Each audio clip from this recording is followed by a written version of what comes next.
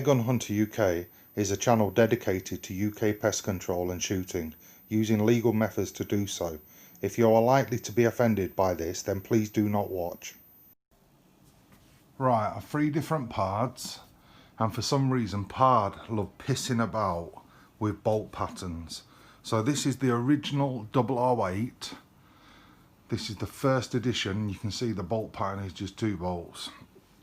This is the brand new LRFP, and you can see the bolt pattern 5, and that one is an LRF with a different bolt pattern again. So I'm going to try and retrofit a Wraith mount to my Zabroya, so it sits there nice and low, and I'm going to put the pard on it. Now I don't need to retrofit the mount to the Zabroya because that fits perfectly. What I need to do is retrofit the pard to this. The original 008 bolt pattern is perfect. It fits absolutely, just bolt on, as I'm hoping you can see there. You probably can't because of the lighting. However, there and there are completely lined up perfect, so that will sit flush and will fit gorgeous. The problem that I'm having is the original pard bolt doesn't clear this rim. The head's too big, so I'm hoping if I put that there, you can see it doesn't push down, therefore doesn't protrude enough. So I'm either going to mill some of this excess away, or I'm going to take some of this head bolt down, or bolt head down a little bit, so it does fit in there. So that's the plan. That's what I'm going to try and do, and we're going to have a play and we're going to see. Okay, so we're back with a pard mount that I'm adapting. This is a sitemark Wraith mount, and this is the original pard mount. Just listen to that, it's really cheap and flimsy and shit, to be fair. Whereas this is really solid, well built, well thought out. I've been told it's airplane grade aluminium. Is it aerospace aluminium? I don't know, but it's really strong, whereas this is plainly cheap Chinese crap. So I've been to the Ratworks today. I bought these bolts here, the M5 machine bolts. I've been to the Ratworks. Gary's turned the heads down for me, so they now fit flush in there. They clear the rails and they protrude enough. So we drilled these holes. All these holes here was 5mm. We've drilled them out to 5.5mm, and they fit the 2 bolt pattern perfect.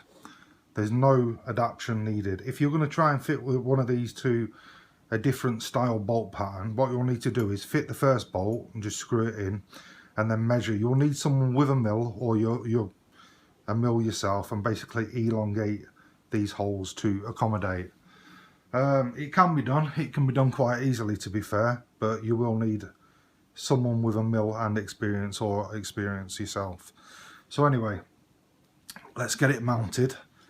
So I use my drill for this, and I use my drill on purpose because it's got a torque setting. So I set the drill to torque 4, put it in,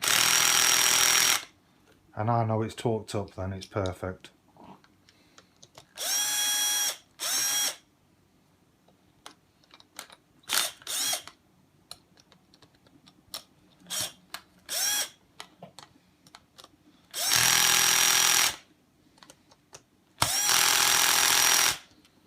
And there you have it. So that's it fitted. I'm going to put it onto the Zabroya Kozak, and we're going to shoot it. Now, the main reason for replacing this with this isn't so it doesn't need shimming or anything like that. It's the build quality. That's crap. These are starting to wear a little bit now, and I'm frightened that they're going to crack and they're going to break, and then I'll be without. So it's just the superior build quality of this. So I'm going to mount it, I'm going to shoot it. What I think is going to happen is I think it's going to pull it more in line left to right, so that'll be perfect, but I think it's still going to need shimming at the rear. Shimming this is going to be slightly different. I'll pull it off and show you quickly. It's easier to show you with it off. So that fits in there, but it doesn't flush to the bottom. So the main body of the part here is sat on these two rails there.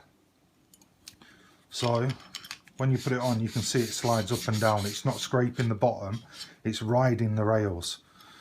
So shimming's going to be a little bit more difficult. Sorry, I'm going to have to shim both sides equal. I'm thinking, well, I'm thinking a Coke can actually. Cut a nice square piece of a Coke can out and drill a hole in it, 5.5mm. Put the bolt through the back, and it should pull it all nice and tight and shim the rear equally, which is the main thing while I'm doing it. So I'm going to put it back together. I'm going to put it on the Kozak, and I'm going to shoot it. I'm only going to shoot it at 15 meters, and we'll see what results we get.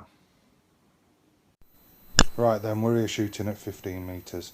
So what can we tell from the groupings? Well, the Wraith mount has brought it more in line left to right. It's approximately 20 millimeters left now, whereas with the PARD mount at 15 meters, it was approximately 140 millimeters to the right, believe it or not, and it took some serious shimming to get it back in line. It's still low. I'm still going to have to shim the rear of it, but I expected that anyway. But it's superior quality. It has brought it more in line left to right, which is what I expected from it. Right then, this is it mounted on the rifle. It sits approximately 5 millimeters lower than the standard mount, which is a bonus because it's closer to the barrel, which is always better. I'm going to stick this white piece of paper up so you can see that profile a little bit better on the video. I know it's dark background here, especially me wearing a black top, so hopefully you can see that okay. One thing I will add is the mount is a lot longer, so I'm just measuring it for you, and you will need approximately 140mm of Picatinny Weaver rail to be able to mount this.